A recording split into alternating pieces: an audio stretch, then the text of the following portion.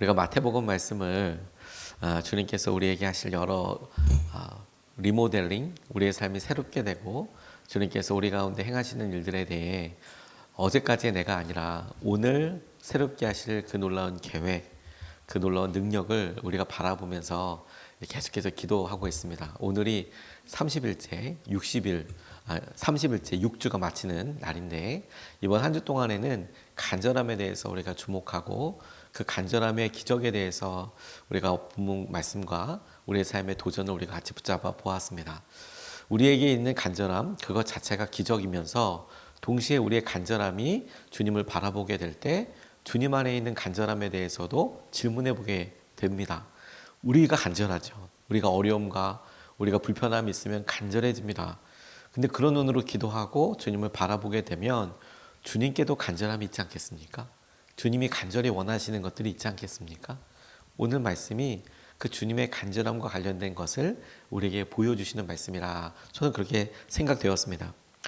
주님께서 사람들에게 폭발적으로 알려지기 시작하면서 주님 앞에 나온 사람들이 병이 낫게 되고 귀신으로부터 자유하게 되고 이런 분명한 기사와 이적이 일어나게 되는 것으로 인하여서 사람들이 엄청 주목하게 되고 모이게 되었는데, 그런데 그렇게 모인 사람들을 보시고 주님께서 가지고 계셨던 생각과 마음이 당연히 있겠죠. 우리는 주님 앞으로 모여든 사람들의 마음에 대해서 주목하면서 그 마음이 내 마음이다, 우리 마음이다 이렇게 생각을 하고 은혜를 받지만 거꾸로 질문을 해보는 것이죠. 그런 사람들을 향한 주님의 마음은 어떠셨을까? 주님은 어떤 생각을 하셨을까? 그런 질문이 저는 오늘 본문 말씀에서 우리에게 주님의 마음이 생각이 이랬다. 그리고 여전히 간절함으로 나아가는 우리에 대한 주님의 마음은 이렇다.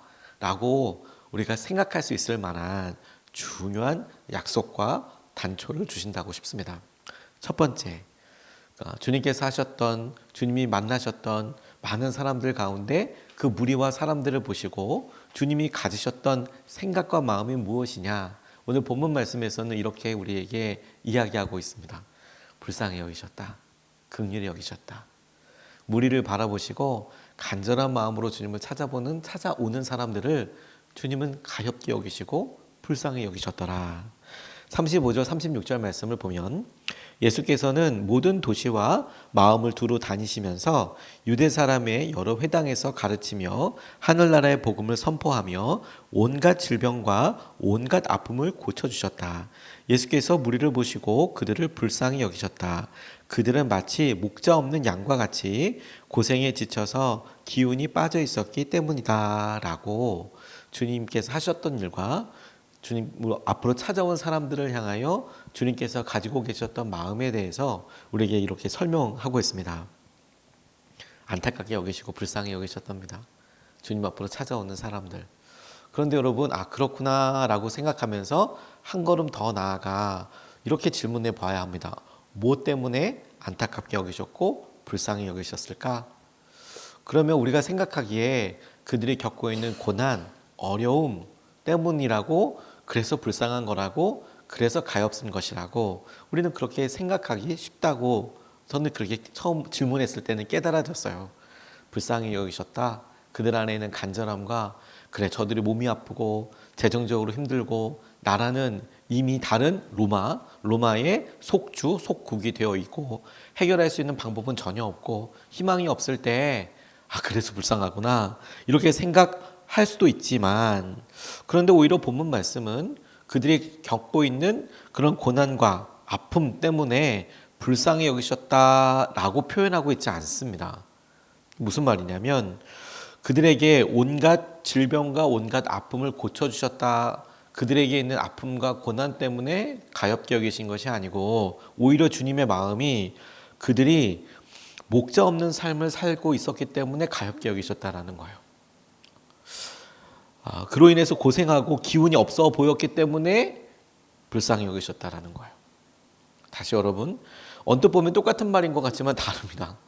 왜냐하면 묵상할수록 전혀 다른 차원의 이야기가 우리에게 다가오게 되는데, 우리가 어떤 아프거나 어떤 소유, 우리가 결핍이 있고 힘든 삶이 이렇게 있을 때 그런데 우리는 그게 없어서 혹은 그게 필요해서 주님께서 이렇게 불쌍한 나를 우리가 바라보는 우리 자신에 대해서 그게 없기 때문에 그게 힘들기 때문에 아프기 때문에 나는 이렇게 딱해 난 이렇게 불쌍해 혹여라도 이렇게 생각하고 힘들어하는 것과는 전혀 다르게 주님께서 우리의 삶의 목적에 대해서 질문하고 계세요. 진짜 힘든 이유에 대해서 정말 우리가 어려운 이유에 대해서 왜냐하면 소유와 우리의 건강에 혹은 우리 삶의 어떤 상태로만 생각한다면 우리가 부러워하는 돈이 많고 건강하고 젊고 우리가 지금은 없는 것들을 가지고 있는 우리보다 더 갖고 있는 사람들은 당연히 안 불쌍하겠네요. 좋겠네요. 그런 사람들은. 근데 주님이 보시기에는 주님 앞에 오는 모든 사람들 그 가운데는 아주 가난하고 병들고 나이 들고 혹은 어리고 차별당하고 하는 사람들도 있었지만 주님께 호기심으로 나와 있는 부자들도 있었고 권력자들도 있었고 뭐 건강한 사람도 있었고 한참 젊은 사람들도 있었지만 주님이 그들을 보시고 불쌍히 여기신 마음은 그들의 상태의 어떠함이 아니고 얼마나 갖고 있는 것도 아니고 나이도 아니고 그들의 삶이 목자 없는 양과 같이 보호받지 못하고 그들의 삶이 전혀 어떻게 해야 될지 모르는 그런 양들 아무런 의지할 것이 없는 사람들처럼 보였기 때문에 불쌍히 여기셨다는 겁니다. 아픈 것은 결과나 우리가 처해 있는 어떤 상황이고 목자 없는 양과 같다는 것은 한 번 더 생각해 보면 처해진 상황을 넘어서 삶의 목표와 방향이 분명한가? 그리고 무엇보다도 그들을 지켜줄 그분이 계신가? 그들의 삶에 아직까지도 만나지 못했던 예수님, 그리스도로서의 예수님, 저들의 삶을 완전히 바꾸실 주님으로서의 예수님이 아직은 아니지 않습니까? 그냥 고치고 함께 사람들 많이 몰려드리고 말씀이 평안하고 그들의 삶에 1대1로 만나서 고난을 통과하여 이분이 나를 살리시는 나의 생명의 구주이시다, 주님이시다 이렇게 믿게 되지 않은 사람들에게는 목자라고 여겨지지 않죠. 근데 주님이 그들에게 말씀을 전하시고 그들의 삶을 치유하시면서 하나님께서 약속하시고 말씀하셨던 그분이시고 그분을 통해서 일어난 일이 너희들 앞에 지금 실제하고 있다는 것을 드러내시고 끊임없이 알려주시면서 그분이 삶의 목적이고 방향이시며 오랫동안 우리의 삶에 말씀해 오셨던 목자라는 것을 주님께서 우리에게 보여주고 계시는 것이지요. 의지할 주님이 없고 그냥 이것이 삶의 길인가? 이것이 내 삶을 돌파할 수 있는 길인가? 이렇게 생각상이 여기시고 그들의 삶을 가엽게 여기시고 계시는 주님을 바라봐야겠다고 싶어요. 그리고 여러분 우리에게 조심스럽게 물어보아야지요. 우리는 괜찮습니까? 우리는 주님을 온전히 의지하고 따라가고 있습니까? 우리의 삶의 어느 순간에 동방박사들처럼 주님을 따라서 한 발 한 발 내디뎠던 별 사라져버리고 나 뭐 가지고 살아야 하지?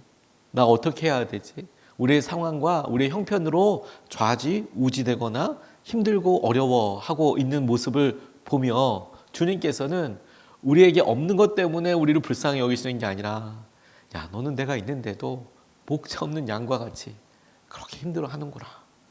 그런 모습을 주님께서 우리에게 안타까운 마음으로 보신다는 거예요. 근데 여러분 그렇게 안타깝게 보시고 목자 없는 양과 같이 보실 때에 주님이 왜 그렇게 안타까워하고 불쌍하게 여기실까? 그 이유를 한 번 더 질문해 보면 이렇습니다. 주님은 우리를 목자로서 대하고 있기 때문에 주님은 우리를 함께하고 계시기 때문에 우리의 자녀들이 우리 사랑하는 사람들이 이렇게 사랑해주고 이렇게 부모로서 염려함에도 불구하고 부모로서 여기지 않는 것 같이 여겨지고 그러니까 야 네가 내가 너의 부모인데 왜 걱정하니 그런 일로 엄마 아빠가 뭐든 해볼게 이렇게 하고 있는데도 걱정하고 있는 모습을 보고 그게 사실 부모로서 사랑하는 사람들에게는 큰 사실 아픔이죠. 왜 목자 없는 양과 같이 여기시는데 주님은 왜 그 사람들을 보고 안타까워하실까? 그 마음이 곧 주님의 목자시라는 것에 대한 놀라운 증거이죠. 왜냐하면 진짜 목자만 목자 없이 헤매고 있는 양들을 보고 저들이 내 양인데 헤매는 그 양을 보고 불쌍히 여기는 겁니다. 우리가 그 주님을 바라봐야 한다는 거예요. 두 번째로 주님께서 우리에게 하시고자 하셨던 마음, 보실 때 주셨던 마음을 보시면서 안타깝게 여기신 것이 무엇이냐면 우리를 향한 생각, 우리 사람들에 대한 마음이 무엇이었냐면 주님께서는 추수할 것이 많다고 보셨다. 전 이게 되게 새롭게 다가왔습니다. 37절, 38절 말씀은 이렇게 증거하고 있습니다. 그래서 제자들에게 말씀하셨다. 추수할 것은 많은데 일꾼이 적다. 그러므로 너희는 추수하는 주인에게 일꾼들을 그의 추수밭으로 보내시라고 청하여라. 이렇게 말씀하고 있습니다. 짧은 말씀인데 이 짧은 말씀이 두 어떤 의미로 나누어지게 됩니다. 추수하는 일꾼을 보내달라고 하라라는 것은 기도하라 이런 내용일 텐데 그 앞에 짧게 이야기하시는 것이 주님이 당시의 무리들과 사람들을 보시고 갖고 계셨던 생각과 마음입니다. 많은 사람들이 왔습니다. 그런데 추수할 것은 많은데 일꾼이 적다라는 것이 주님의 생각이었어요. 이렇게나 많다. 이렇게나 많은 사람들이 우리에게 있다. 추수할 것이 많다.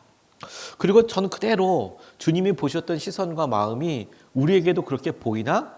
우리도 그렇게 생각하나? 라고 질문해 보게 되었습니다. 왜냐하면 주님은 여전히 당신께서 보시기에 이 말씀을 보시면서 여전히 추수할 것이 많아. 여전히 해야 될 것이 많아. 이렇게 말씀하실 테니까요. 저는 이 말씀 때문에 전도사 시절에 꽤 오랫동안 기도했던 적이 있었습니다.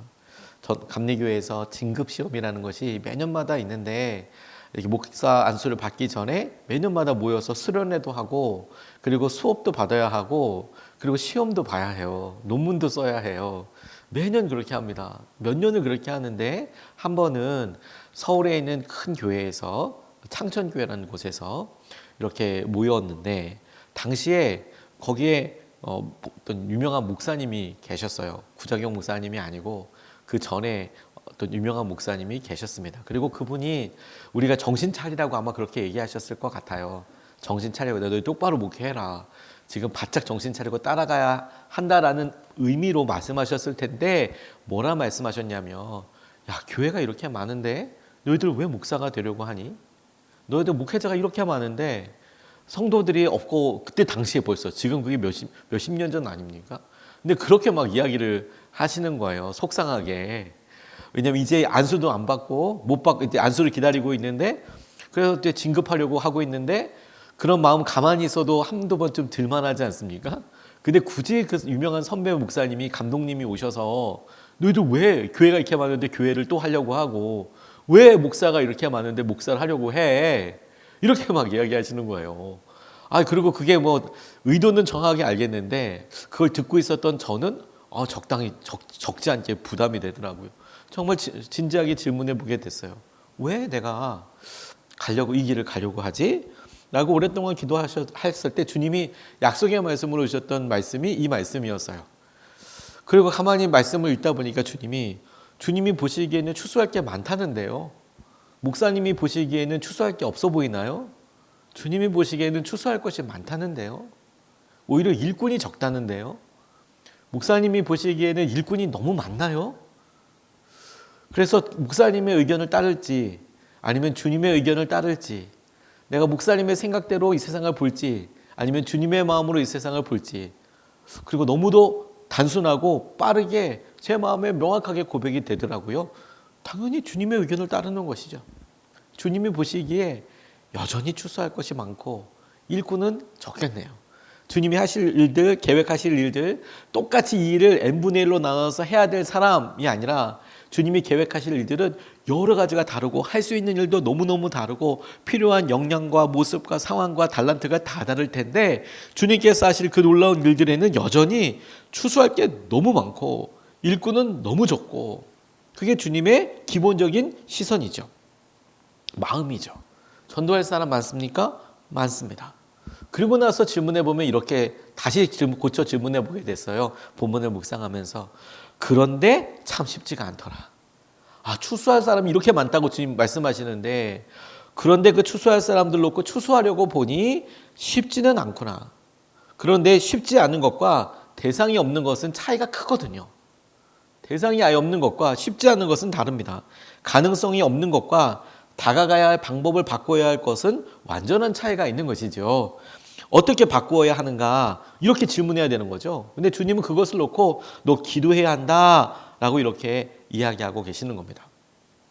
제가 근래는 아니고 몇 년 전에 동해에 이렇게 가서 이렇게 우연히 거기 있는 어떤 분과 어업에 이렇게 수산시장에 가서 그 판매하시는 분과 이렇게 나누다가 오징어를 좋아해서 동해만 오징어를 먹을 수 있잖아요.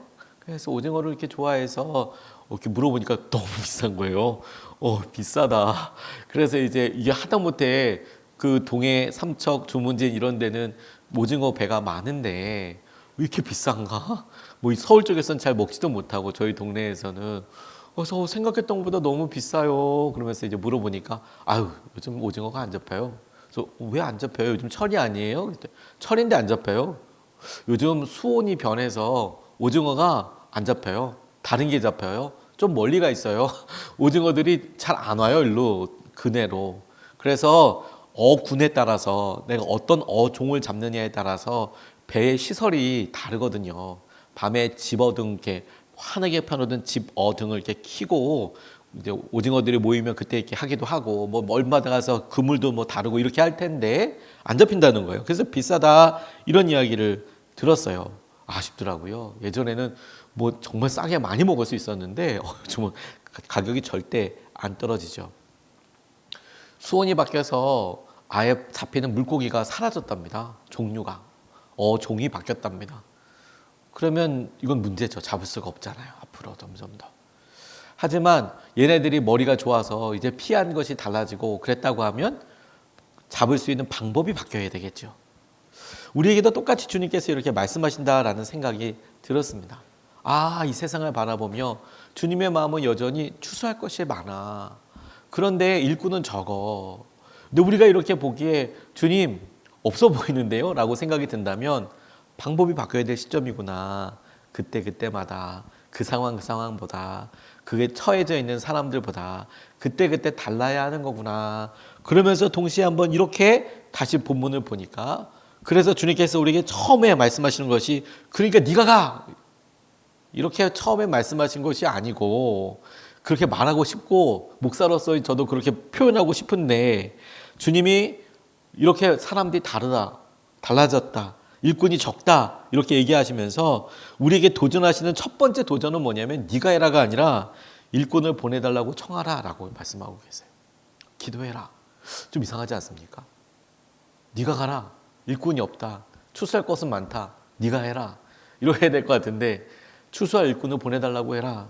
이렇게 이야기하라는 거예요.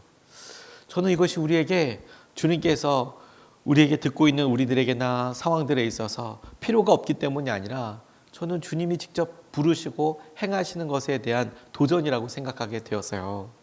왜냐하면 여러분 실제로 기도해 보십시오. 기도해야 합니다. 주님 일꾼이 없습니다. 일꾼이 없습니다. 추수할 것은 많습니다. 방법이 없습니다. 지혜가 없습니다.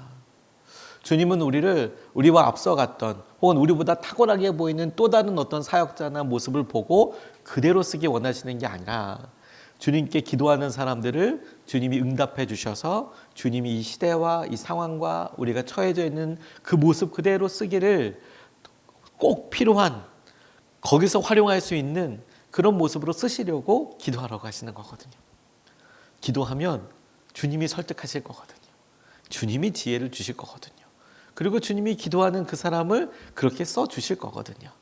하지만 기도도 못 해봅니까 여러분? 우리의 첫 번째 마음이 추수할 것이 많고 일꾼이 없다는데 그 일을 해보라고 기도도 못 해봅니까? 그건 아니죠. 우리가 주님께서 하실 마음을 붙잡고 주님 이 시대에 주님께서 하실 계획과 마음을 보고 기도하게 해주시고 그 기도를 통해서 주님이 우리를 만져가시고 이끌어 가실 때 우리가 순전한 마음으로 반응하고 주님의 은혜를 좇아서 갈 수 있으면 좋겠습니다. 우리가 두 가지 말씀을 같이 나눴습니다. 첫 번째로는 주님의 마음이 우리를 향하여 불쌍히 여기셨구나. 목자 없는 양과 같아서 보호해 줄 사람이 없고 의지할 사람이 없고 스스로 자기가 고아인 듯 살아가는 삶을 보고 불쌍히 여기셨구나. 두 번째, 주님께서는 추수할 것이 많다고 보셨구나. 일꾼이 없다고 생각하시는구나. 그리고 우리에게 기도하라고 말씀하시는구나. 기도함을 통하여서 주님이 당장 우선순위로 아니 일꾼이 먼저 필요할 텐데 라고 생각하는 것에 보다 더 한 번 앞서서 주님이 이것과 직접 이야기하고 싶구나. 우리와 직접 이야기하시고 직접 부르고 싶어 하시는 거구나. 기도해서 주님을 경험할 수 있는 놀라운 경험이 되겠구나.